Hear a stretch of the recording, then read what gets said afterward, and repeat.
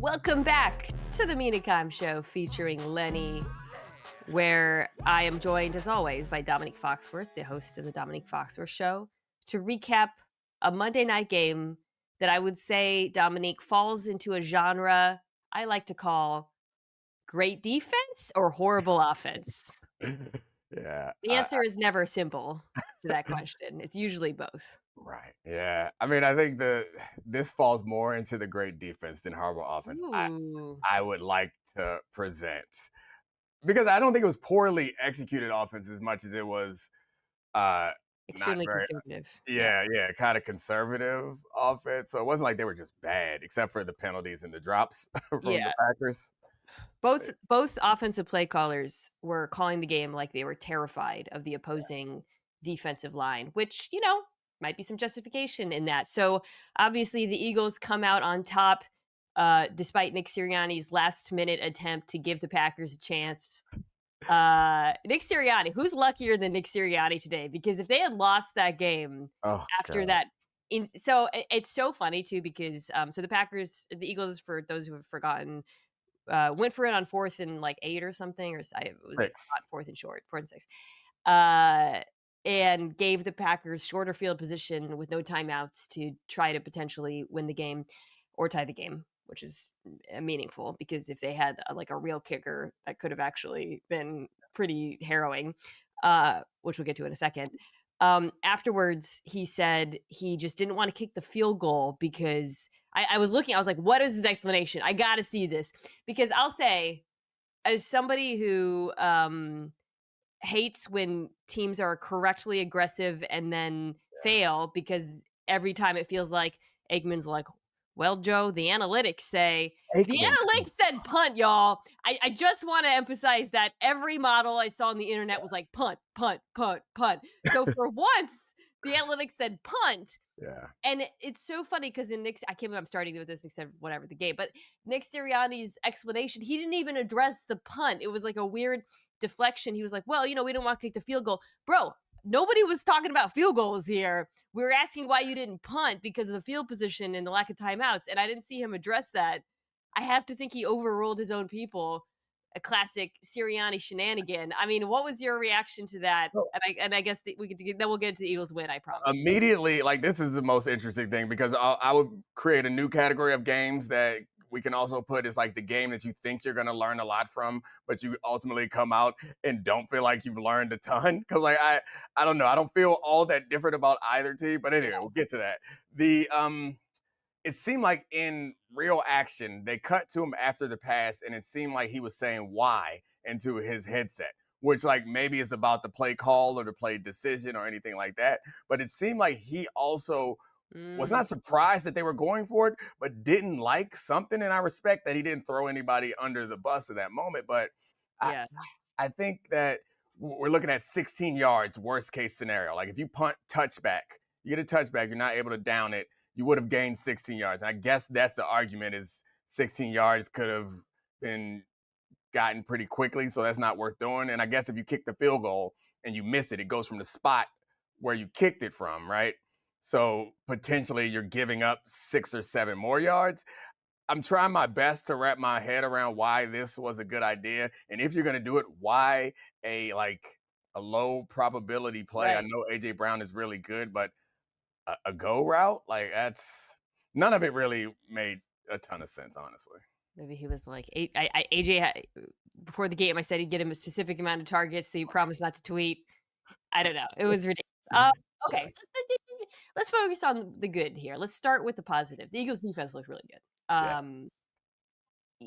We'll get to the Packers side of it, because I think the Packers were in that place where you don't trust your offensive line to pass protect, but then you also can't run block, so then you're not really doing anything. But the reason why they couldn't trust their offensive line to pass protect was this is the best I thought the Eagles' 4-man rush has looked in all season, potentially. You get Nolan Smith back, and then obviously you trade for Jalen Phillips, who I thought was spectacular in this game, both in terms of getting pressure, but also against the run. And then obviously he had the final play on the 4th down attempt, which we'll get to. But Domonique, when we think about the Eagles and what this means for the team going forward, and can they hang with the top teams in the NFC, the Seahawks, the Rams. Yeah. My feeling is, once again, I still have concerns about the offense. We'll get to that side of the ball, but I feel much better about this defense today than I did last week. Because you started by saying, like, what have we really changed about these teams? I think that was the one thing I came out of this game feeling like, okay, there's a little bit of a difference here. They've got a pass rush now, and they didn't really before, and that was a problem. That's fair. I think that I was focused more on the offensive side of the ball. You're right. That pass rush is there, and that was kind of foundation of any type of defense that wants to play the way that they do, where it's like heavy quarters. And I mean, Quinion is incredible. Like, he's someone who's so good, particularly in a game like this where there isn't, like, I know you might think it's more valuable to have him against a true number one, which, like, yeah, I guess that's true. It's really nice to just know that a guy is erased. Just Quinion just out there erasing people just Did off the the bat. Packers know that? Because he was their most targeted player in this game. I swear to God, I'm not going to just start complaining about the Packers immediately. But, like, it's the Eagles, right? Whatever you do, and I understand they do things to make this difficult, you got to go after, in this case, Adoree Jackson. It's like DeJean and Mitchell were targeted more than Jackson in this one. Okay, sorry. Back to Quinn Mitchell. He's great. Sorry. I just can't stop. I was so mad watching this game. Yeah, in the pass rush, you're right. Like, that was an obvious.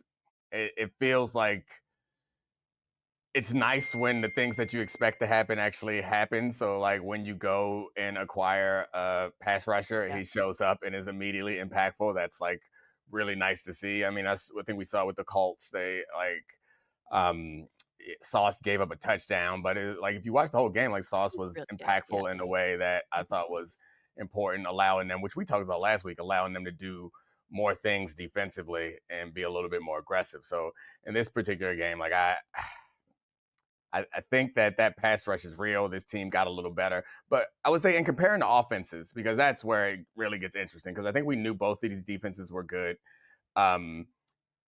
I don't know if this is just like some sort of confirmation bias in my mind, but the Eagles felt like this is what they wanted to get offensively. We can be angry about it or annoyed with it or whatever, but it seemed like it was consistent with what they wanted. The Packers offense felt a lot more like they couldn't get done the things they wanted to get done. And when they did have success, they had penalties or drops. And that was slightly more concerning, which some of that is on the defense they're playing against. I guess penalties and drops, like pre-snap penalties and drops, is really not. I would argue this was a game where neither offensive play caller was able to really come up with answers. Right. But the difference between Green Bay and Philadelphia is Philadelphia has Saquon Barkley and Devontae Smith. Yeah. Right? Like, I mean, this was like a real, hey, we've got stars, because, like, the little check down to Saquon, like, that's not the blown coverage. Yeah, the Devontae over the top versus a safety quarters. But don't think we didn't point it out or get up this morning. That's just Devontae, man. Like, the Eagles have superstars, and it was a great throw from Hurts too, right? But like, no one on the Packers was making those plays. In fact, on the final drive, you got like Wicks with and this is not to absolve Jordan Love. Again, we'll get to that in a second, but like, it didn't feel like, and I thought Josh Jacobs was doing what he could back there, right. But the difference ultimately between these two offenses against two great defenses was in those clutch moments, the Eagles had superstar. I mean, how often have we said that about the Eagles over the last few years? And Jalen Phillips now is one of those superstars. I think you could, right? Like, it was just him. Like, he was the most impactful defensive player in this game immediately after joining the team. And some of it wasn't even on the stat sheet. Like, the Jalix Hunt sack happens in large part because of Phillips, Nakobe Dean coming through because of the matchups you got there. He was so good against the run, which is, by the way, like, I think why I thought he might be a trade target for Philadelphia, because, you know, Vic Fangio wants his edges who can defend the run. And it was just like a complete performance from him. And then now it's like, okay, Carter, Phillips, Smith is back. You feel really a lot better about this defense. Okay, that's the Eagles defense. Packers offense. I think the question I have that I want to talk to you about is how much we blame Matt LaFleur, because like I said, it was the offensive line was not holding up, right? But I think he fell into the trap that sometimes play callers do with bad offensive lines, whereas he just simply believed he could run the ball and he couldn't. That was my feeling. Or it was all short. In the first half, on first and second down, in the first half, 11 dropbacks. Average depth of target. Can you guess? 7. 1.5 yards, Domonique.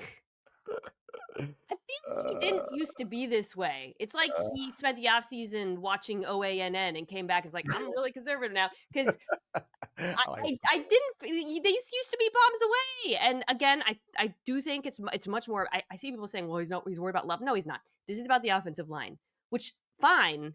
But on first down in this game, running the football, they averaged 3 yards a carry. So the conservatism is not actually protecting your quarterback, is what I want to say. Right. I mean, I don't know that that's completely fair because, like, and I guess you could argue that Watson should have tried to catch that ball because I remember, like, it might have been their first deep pass, or maybe probably based on the depth of target, probably their only deep pass of the first half. They threw that post to Watson, and it seemed like the way that Watson reacted to it, like this was an interception. It looked a lot like that interception he threw last week into triple coverage. So you are protecting your quarterback if he doesn't have a chance to throw an interception. I don't know if you're protecting him. I think to your point, when you have a quarterback, it's counterintuitive, but like it's obvious to you and me and people who watch this stuff. The best way to protect your quarterback is to throw when you don't have to throw. Yeah. And if you're not having success on early downs and you're in third and let's say 5+, it's like everyone knows that you're going to throw the ball and you're putting your quarterback in a more challenging position where there's no play action isn't going to affect anybody. It's not going to slow the rush. It's also not going to help to free people up. It just is a harder situation. And I think to your point, if you're going to throw the ball on early downs, I get being afraid about your protection, but throwing it short. But still, the outcome can also often still be the same, where you gained 2 yards or you threw an incomplete pass. Now you're in a bad situation. This is though where opponent comes into play too, right? Like there are defenses around the league where I would be like, yeah, it's fine. Like, but the Eagles are one of the best tackling defenses in the NFL. They're amazing against short passes. And that's the other thing. I felt like Tucker Kraft's not there anymore, man. The yak is no longer on the menu. You gotta change it up. This is until Jaden Reed comes back. That's not who you are anymore. I think that's my thing with LaFleur. Just to go back to like the run, the yak. It's like it feels to me like he wants to call the offense for a group of players he doesn't have anymore. By the way, Watson admitted on Twitter that he should have caught that ball. I saw that just before we came in here, where he was like, "Yeah, he should have." It changed the way that I looked at that pass. But I texted Charlie last night immediately after. It was like, did Watson just think it was a bad pass? He reacted like he anticipated a bad pass. He switched to playing DB like way too early in that one instead of he didn't get his eyes back. He pass interfered if he was a DB, by the way. But they don't call that offensive guys. But can I say this also? There's of course the coach that's on the team, and I guess this is probably just an observation about like psychology, is there's some things that you can see when you're really close to something and that you can't see when you're like backed away. And I think that we have that benefit, and it'd be really helpful if coaches had someone who just like isn't in their meetings all the time. I say that to say that it feels like that both these teams are very wed to things that may not be helpful. That's a good way to put it. Yeah. Right? And it's like, I get it. Like, I understand. And it's a balance because like having an identity is important, and knowing that you're going to go back to this specific thing when shit gets hairy, it's fine. But shit ain't hairy right now. Why are we acting scared? And and like your reaction, I think there are lots of different ways to solve a number of problems in football. But some coaches are like, well, when I see this, I do that. And I think that's what you're explaining about LaFleur, is he's like, when I see this, I do that. But you could also do this. Like, other people have different philosophies, and it'd be helpful to be able to mix some of that stuff in. looking to see when Jaden Reed comes back because I think that's massive for them. Just Have Have you seen enough out of Golden to like? I feel like I haven't watched him as closely. I've seen like yeah, it's been big plays. disappointing, Yeah, honestly. I mean, he's had some good plays, but he was hurt in this game. right. I know. I guess that was my Yeah, question. no, yeah. What do I think of him? I mean, Would he it's not would his return since he's so young maybe also be some totally. value? Says Jaden Reed could return from injured reserve as soon as week 13 against Detroit. They need him back.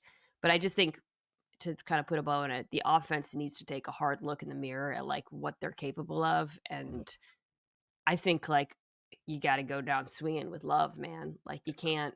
I mean, he made some throws in this game that should have been caught. Yeah. Wicks, um, and I don't think outside of that one, like it wasn't like he was. I mean, he had a silly fumble, a goof at the end, but I don't know. This one's not on him for me.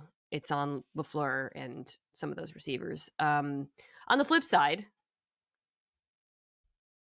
the Eagles, Shio Kapadia posted this. This was their worst offensive success rate of the Sirianni Hurts era. Wow. Couldn't run the ball. Um, the under center stuff was not working through a lot of this game. Play action outside of the bomb to Devontae, not effective. I kind of felt it's funny because I was very mad at Green Bay. I to your point, I actually didn't feel like with Philadelphia, like there's obviously something else they should be doing. Right. I thought the Packers defense played really well. Um and the Packers defense, this is why this game was kind of hard. I think the Packers defense also is like built in a way to make them competitive with Philadelphia. I mean, I guess if you're Philly, you probably look at how the Packers defense got ran on and you wonder why you can't like last week. But I think that was more I think this is the Packers defense we saw last night is the one that I believe exists, like, Mhm. where this is a team that can stop the run without selling out. It plays a lot of I think both teams in this game played a ton of cover 6, it felt like. Yeah. Hmm. Um, and they got a really good pass rush. I mean, Micah Parsons is yet another game where it's like it's not gonna show up on the stat sheet, but Hurts was, like, running from him all night long. I don't know. Do you come out of this panic mode I, about the Eagles offense, or, like, what's your take? no, no. I mean, I think like you, I walked away, and I said it earlier in this show is how it felt like the Packers weren't able to do the things they wanted to do, and the Eagles were kind of. It didn't make me happy. It wasn't something that I liked or encouraged or rooted for. But the Eagles were doing things like it was kind of going according to their game plan, which honestly might just be the fact that we are watching these two teams play each other. If that makes sense, because the Eagles didn't make a whole bunch of mistakes. They just didn't have success. The Packers had a bunch of mistakes combined with them not having success. And it also just seemed like watching Jalen Hurts relative to Jordan Love is like Jalen Hurts seems to be, it appears that he's in control in making decisions that he wants to make on, he's not scrambling excessively or trying to force throws when in order to avoid sacks. He just seems to be a little bit more in control. Ultimately, they weren't good offensively, but it seemed more consistent with how they wanted this game to be played. And then when they got their opportunity, they immediately followed that Saquon play with a shot to seal the game. It just felt like they were sitting in wait, like waiting for the opportunity to do the things that we know they're capable of doing, which I don't think is good. I wouldn't encourage it, but that's what it felt like. Yeah, I mean, you contrast it again with those offenses in the NFC that are just, like, Oh, rolling, and it just feels like everything is a lot harder for Philadelphia. But again, I did feel a lot of it had to do with the Packers defense. I mean, I mentioned the pass rush. I thought, I'm looking at my notes here, Walker, Wyatt, and Williams were spectacular against the run. It felt like yeah. Quay, oh my god, felt like he was in the backfield on every run, and I think Wyatt had some TFLs too. So I do think that the Packers run defense, if I'm a Packers fan, it's a shame because it's a waste of a defensive gem, but that was such a concern coming out of the Panthers game. Watching this, they were just extremely fundamentally sound, and I thought the spine of the defense in particular was excellent against the run against Philadelphia's. I think Quay was the guy responsible for Saquon on that pass Oh. too. Hmm. Unfortunately, like that sucks because it should be a stop there. But worst case scenario is like it should be like a short gain and a tackle, but it's Saquon. It turns to a 40-yard gain that sets up the game-winning play. I think all of the Eagles' big pass plays were because of the attention paid to AJ Brown is the other Mm-hmm. thing. Like, Yep. yeah, he's not getting targets, but the Smith one was the safety comes down. And then he had the deep ball to Goddard Yep. where Brown was being bracketed. So And they had that like almost clinching play where they threw that out to Devontae Smith, yeah. and they rolled the cloud coverage to AJ, despite the fact that the passing strength was to the other side. Yeah, he's still having an impact on the game, whether it's catches or not. So ultimately, come out of this feeling, I would say my big takeaways: the Eagles defense looks better. They're trending in the right direction. That matters. Mm-hmm. The Packers offense needs to change. I Yeah. just feel that pretty strongly because this has now been a couple weeks. It's just what they're doing right now is not nearly. There's obviously it's not explosive enough, but it's just not efficient enough. You can't keep playing for third down like this. Even when they would play get to third and short, and Jordan Love would complete like a super tight window throw that was barely caught on third down. And I felt like Matt LaFleur was like, my work is done here. No, it shouldn't be that hard on third down. I've always liked him. I don't know what's going on this season. It's really tough to watch. Also, finally, why are you rostering like a hurt kicker who can barely make kicks? I know there's not a lot of great kickers around the NFL. Didn't they have a younger guy who was making them? I don't know. That is bizarre to me. That was one of the worst field goal attempts I've ever seen, by the way. Yeah, it was very bad. It was, yeah. They obviously would have been better off trying the Stanford band play or something, anything else other than that. It was really sad. Okay. Surely we'll have more to talk about with the Eagles offense in the coming days, but I'm not totally panicking there. Let's take a quick break and talk about one of the teams that I mentioned, and then the Indianapolis Colts, specifically one Colt. All right, we're back. Your winner for the week as you shed your jacket. Some of the lights. Oh, my winner for the week, JT. Jonathan Taylor and his hop, hop, hop, hop dance. I mean, the cool thing about having standalone games is they normally get a lot of attention. But when you have a standalone 9:30 game, we forget about how awesome it was by the time we get to Monday and start talking about it. But I think this was an impactful game. It started to reignite the MVP conversation for Jonathan Taylor. But it's so rare that you have a player it's rare at this point to have a running back be the engine of the offense in the way that Saquon was last year. And when you have a team that when they struggle, their go-to play is give it to the running back. When they're behind, they give it to the running back. They throw it to him. They hand it to him. His impact on this game is like one of the best single game performances so far this season. And for him to put the game away in overtime, too, it was just an incredible performance. Also, when you are the focal point of the game plan of the opponent, and then the quarterback is struggling in this particular game. Like Daniel Jones made a couple really impressive plays, but he also was turning the ball over and was clear that they weren't going to win because of him. And Jonathan Taylor just is able to avoid people and set up his blocks in the backfield. It's just, I don't want to take anything away from the offensive line. They were good also, but this was like very particularly a Jonathan Taylor, just all-timer type of game.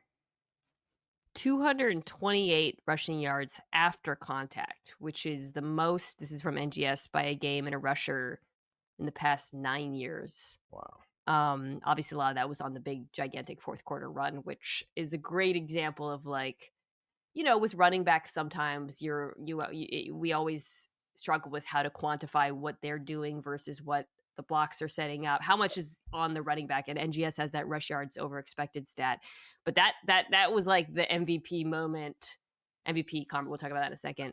Where you look at that and you're like, that's just the back being a special human, right? Obviously, it was. I mean, at one point, I wanted to take a screenshot because it was just like a brick wall of bodies in front of him, and then he bounced it outside. The MVP stuff. Okay, so he's in the. I don't. It seems like for the most part, people are on him, Stafford, and Drake May at this point. Right. Am I leaving out anyone obvious? Nah. Okay, before we get to that, so I was thinking, obviously Saquon was part of this conversation last year. So I looked up his numbers compared to Saquon. Through week 10, he's got almost 200 yards more than Saquon did. He has 1139. Saquon had 991. They actually are tied in rushing yards over expected, the stat I mentioned. But one massive difference, he's got a a better success rate than Saquon, more efficient. And then he's actually over doubles him up in EPA per carry on the season. Yeah. So if you thought Saquon had a case last year, you absolutely need to think Jonathan Taylor does, especially because, Saquon was going against Allen, Lamar. Now, that said, Domonique, I do believe Stafford and May have really strong cases this season. Those are two arguably the best teams in their conferences. You could argue that. Between the three of them right now, who would and don't just pick the back to be saucy. No, I'm not. I wish I could be saucy and pick the back. I don't think I've ever been described as saucy before, but I'd definitely go with Matt's. Yeah, I mean, I think it's Matt Stafford, Drake May. Drake May has definitely overachieved. That team has overachieved this season. So it kind of tends for me to lean that way. But Matt Stafford's putting up absurd numbers and might have the best team in football. But yeah, I don't know if this is like annoying or too semantic-y for you, but I just have a problem with the way the award is named because like I badly want to make an argument for Jonathan That's Taylor. what I meant when I said you're being saucy. I knew you wanted to. Because I think that he is the most outstanding player this season. Yes. Like the NFL player of the year, I could get behind that. But once you put the word value in it, then you think about like, well, Jonathan Taylor was on this team last, it's like, right. And then I've seen some of those tweets too, where it's like maybe Daniel Jones is super valuable because this team is actually better because they have a competent quarterback. It's like, no, now we're getting crazy. But yeah. The value thing obviously always comes into this discussion. I look at it as just like the best player, dominant, very good team. When it came down to Allen Lamar, it was like a lot of like, who's doing the most with less? And if you go that angle, it should be Drake May. But there's big moments on the schedule that I think could determine this. I'm looking at, so Taylor's got the Chiefs. I think the Chiefs run defense has been kind of sus, so there's some opportunities there. Drake May gets the Bills again and then the Ravens on week 16. That's a game. Oh, he's got the Giants on December 1st at night. Is that a Monday? No. December 1st is this the game? No, that's the game we're in. Oh, shoot. So Drake May's got the Giants Monday Night Football. We're going to be there. Ooh, it's going to be cold. So that's a big one for him. So I think he's got some quote unquote showcase games left. And then obviously this Rams Seahawks game this weekend is going to be massive for Matthew Stafford, but he's also got the Bucks at night, which is another big one. And then the final game of the year, Rams Seahawks at night, that could decide this. So going down to the wire, I believe it has to go down to the wire because I don't think any of the three have an obvious case at this point. I know that's a lame thing to say, but it's just how I feel. I mean, if you made me pick, I would probably pick Stafford just because I think right now but a lot of football left to be played. All right, Jonathan Taylor, you were awesome. Colts defense too. You talked about sauce. That's what I was focused on Monday on NFL Live. Really good. Lots of man coverage. Was really impressed by how he sorted through some of the stuff Atlanta was throwing to him when they played man, like the sacks and stuff. So yeah. Oh, the Rams were my winner, so I guess that is a good segue from Stafford. So the Rams are sticking with the 3 tight end stuff. I think that's really interesting, because it is like they're doing what a lot of the good offenses are around the league, which is they're putting tight ends in the field, getting defenses in base, and they're just shredding them through the air. Absolutely the right strategy against a San Francisco defense that's missing, the backer, the Fred Warner. They got when they played 13, which they played a ton of in this game, they got them in base 90% of the time. They threw 11 passes and averaged 0.70 EPA per play, Wow. nearly 10 yards of play. The tight ends had 10 catches. I think what strikes me the most, Domonique, is they just kind of found their changeup, right? Like Sean McVay throughout his career has changed this offense so many Right. times in so many interesting ways, always with the goal of how can I create run pass conflict? How can I find a way to dictate to defenses? And this just feels like his newest move. Um, I don't think it'll be as effective against the Seahawks. We don't have to get into that, but against certain defenses is absolutely the right thing to do. And Yeah. San Francisco, you saw that. The dictating the way of play is an important thing, especially coming off of a conversation about the Packers and the Eagles. Is like it does feel like normally like the default is for defenses to react to offenses. I don't feel like that's the way that the Eagles play necessarily offensively. It's like they're more waiting for you to tell them the way that you want them to attack you. And they may listen, they may not listen, but that it feels like more of a feeling out process. I think your point about the Rams is that terminology just stands out to me because it does feel week to week that they have a opinion of where their advantage is and how they are going to attack it, and they have personnel and a coach that's able to figure out ways to attack it. I know that in our circles, much is made of Puka Nakua's ability to block, but I think that having three tight end sets with Devontae, who's a big receiver, and Puka, who's a really physical receiver, like the advantages that you have depending on what the defense puts out there are numerous, and like the Yeah. formations that you use and the lead blockers that you're willing to use, depending on what personnel they're in, you could end up with a linebacker trying to to cover Puka. And if you try to change that, then it's Puka who's comfortable blocking linebackers Yeah. going downhill on a corner. It's just finding the uniqueness of your players and forcing people into their environment, if that makes sense, is a 100%. really exceptional thing that I think Sean McVay does. Yeah, I mean, the CX game is gonna be so fascinating because, well, I probably don't wanna dig too much into that matchup because I'm gonna spend a lot of time talking about it this week with Ben, but Yeah. the Seahawks don't play base, so that's gonna be an interesting, um, run the ball type game, I think, for both sides. Um, the Rams offense to me right now feels like the best in the NFL. Yeah. Do you agree with that when Yeah, you watch them? absolutely.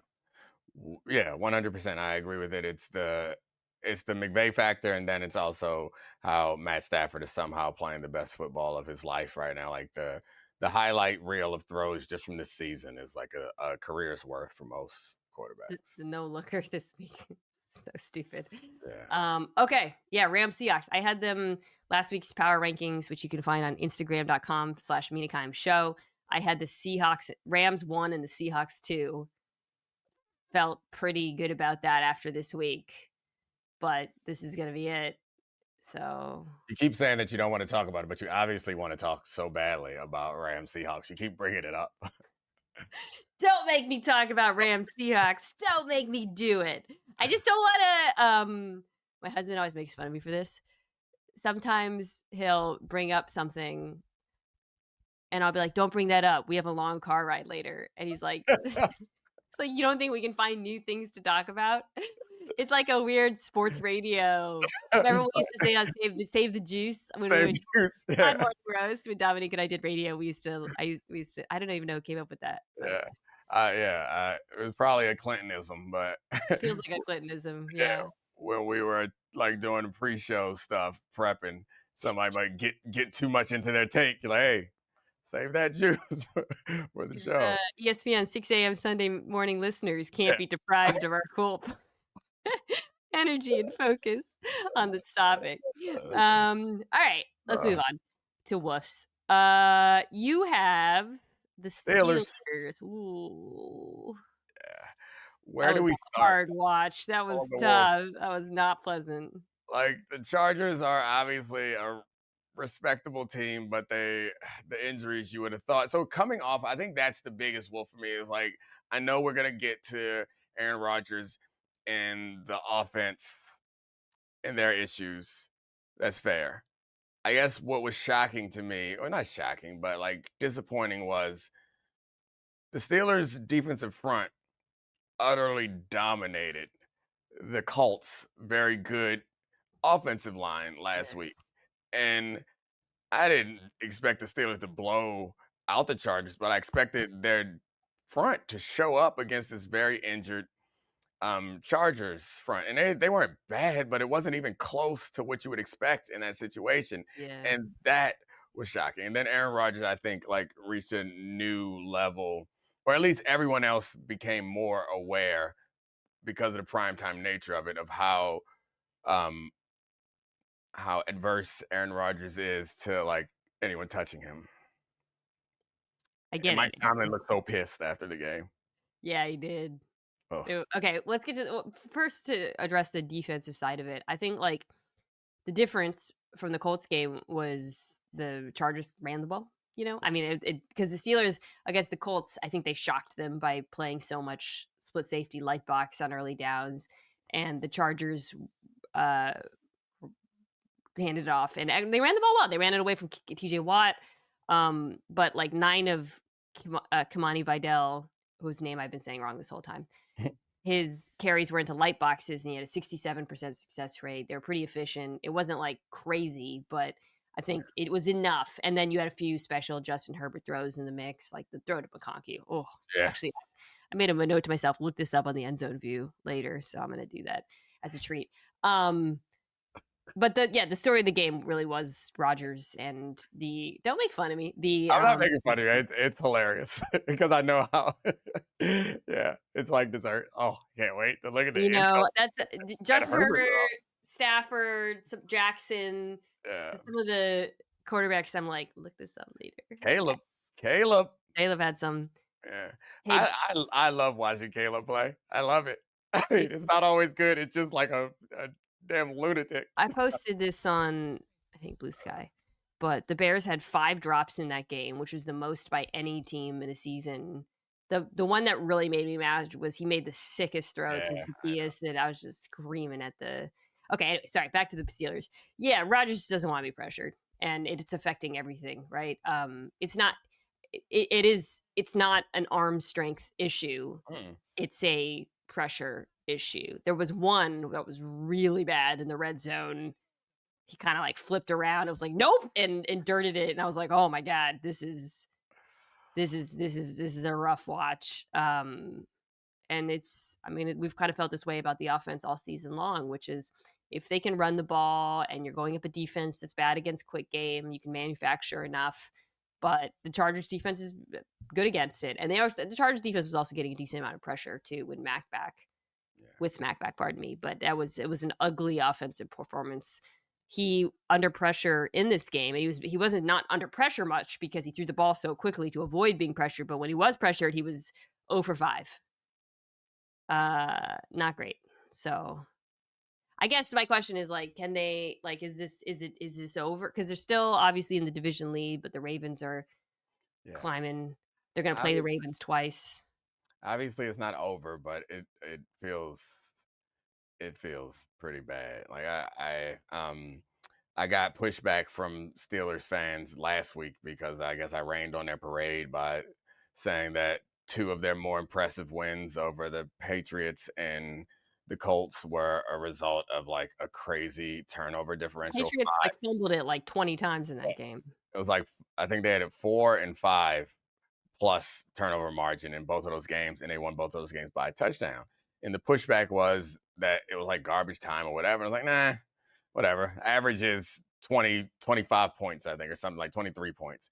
And so like if you need that much to go right for you to have success in tough games, like, you're just not gonna be sustainable, and that's the point. It's not that they're awful and they'll never win another game. It's just that they aren't actually, like, better than the good teams, and that's tough, particularly when you're at one specific the most important position, on the field is it's not When my king, Chris Boswell, missed the field goal, I was like, "This is a wrap. Yeah. Call it." They're their best player. Oh, no, Jalen Ramsey, still good. Love Jalen. Can't believe you didn't go to TJ Watt there as Nah, the I mean, TJ Watt's been kinda ineffective for much of the season. I mean, he has, what? Is that you disagree with that? no, just Uh, it I mean, shows you Jalen Ramsey, I frustrated. feel like he's had more of a positive impact even going to the game when he struggled against the Bengals. He also still got some speed to him. Went and got Lad McConkey's ass when he It tried to run away. definitely oh my god, I just pulled it up from the end zone view. I'm gonna send this to you. Oh, a treat. Can't wait. Strawberry through a battleship. Came up with that expression? That makes it's so insane. Why are you shooting a strawberry through a battleship? Yeah, I mean, they went after what's his name? I mean, Slay went Eccles was the guy they kept going after. Yeah.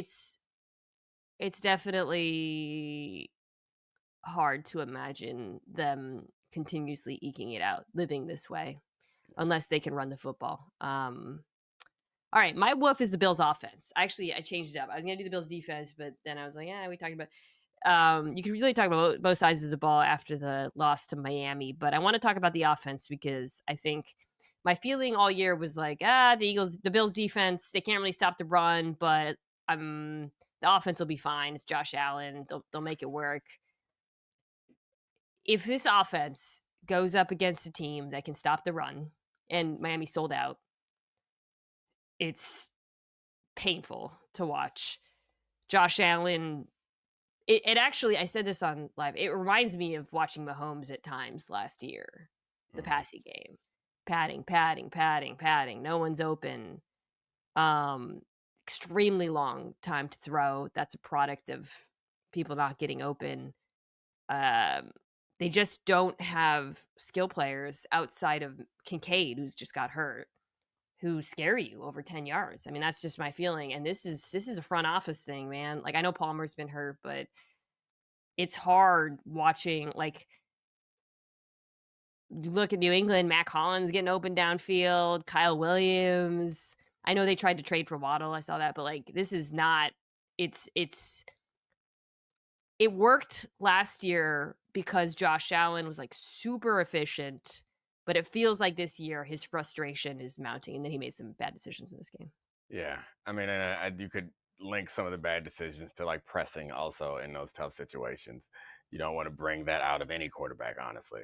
Um, it's particularly bad because this was the same offseason, right? Where Brandon Bean like snapped on the local Yeah. radio guy. Like somebody find that radio guy and tell him to get his rant on. Because for those of you who don't remember, I forgot um, about this. the radio guy Oh, asked let me Brandon find it. Bean. I don't remember exactly what he said, but it was essentially like getting a true number one receiver.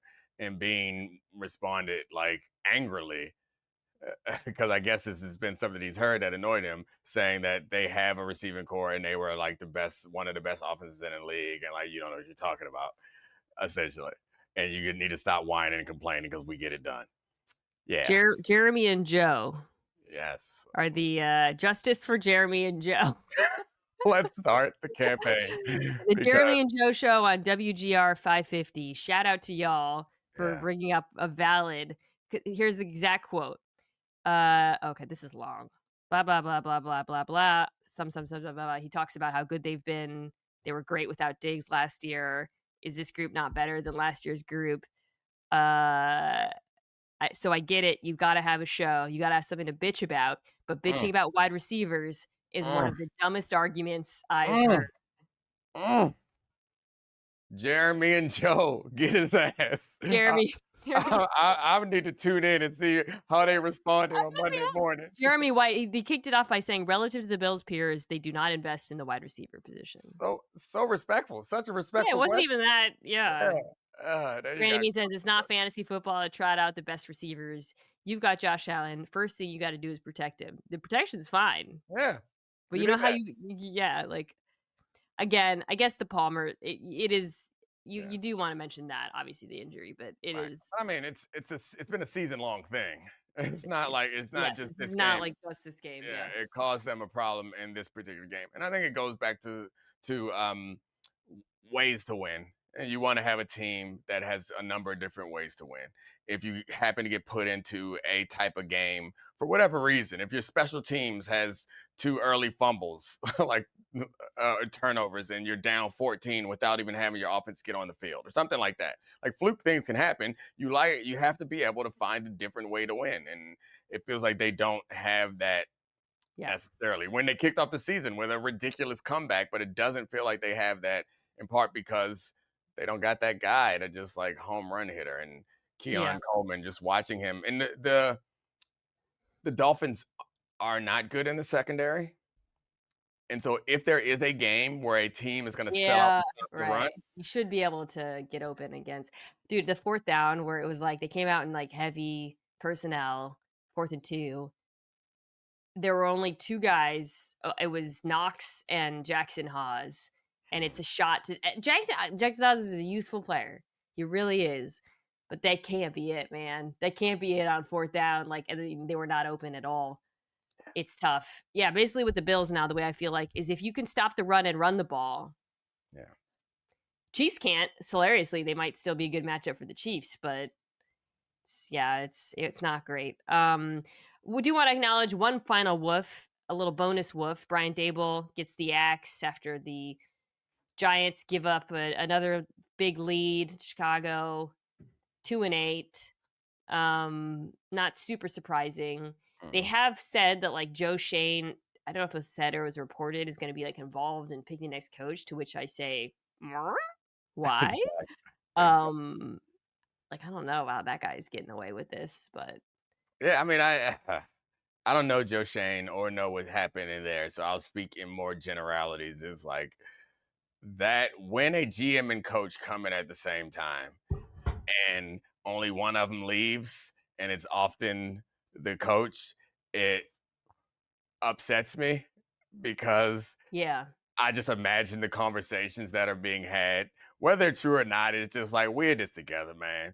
It just it feels Game of Thronesy. I don't love it, but Also, yeah, like with the Giants, I mean, people are like, "Well, he drafted Dart and Neighbors and Carter looks good." Cool. What about every other player on this team? Like, look about the secondary. What about yeah, there's all this like the offensive line's been a nightmare for I don't know. I feel like if I'm New York, I want a clean sweep. I'm looking at yeah. New England, the way they went about things. Obviously, there's no Mike Vrabel available, but I mean, I feel like this has to be like an organizational reset. yeah. And I mean, it's just it's alignment. Like I think Yeah. it's the best thing you can have is like alignment. They got into this nightmare because of misalignment, which Yeah, is Brian Daboll was desperate. It's how you get Jackson Dart running designed runs in like these games. I mean, since Jackson Dart became the starter, he has the most carries of any quarterback in football. He's been contacted the second most behind Justin Herbert. Then you could say, well, some of those are his decisions for yeah. sure, but it's the job of the head coach to protect the young quarterback from himself. So, anyways, I have no issue with the Daboll firing. I would have an issue, I think, with them writing things out with Shane. So, we shall see what happens in New York. Plenty of time to talk about who the best. I like the Chargers DC a lot. Minter. Yeah, He's Jesse. my guy this year. Yeah, I think he's so impressive. Yeah, he's But was it's Michigan too, right? Michigan, yeah. I was thinking about Mike McDonald, but yeah, how he was not a coordinator for long. A lot like it sounds like you feel like for Mentor. Yeah. I think he's gonna be at the top of a lot of lists this year. But anyways, a lot of time to think about that. I've seen some names thrown out there that I'm like What? Lane Kiffin, like I don't know. Get Yeah, out of here. But I that don't seems if get there's the like. anything you and I talk about this, but I'm always like, I don't want to make head coach like judgments because I just feel like it's really hard to tell. Yeah, But I think if there's one thing that I feel like I have learned, it's the college coach joining an NFL team with a bad offensive line has proven now to be a bad formula. Watching the Raiders, watching the Seahawks last year.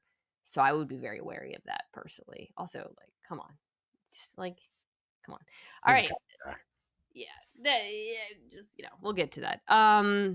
That's it for this week. Domonique, I will be joining the Domonique Foxworth show later to preview. Finally, I promise we'll talk about Seahawks Rams. All right. Bye, man. Bye.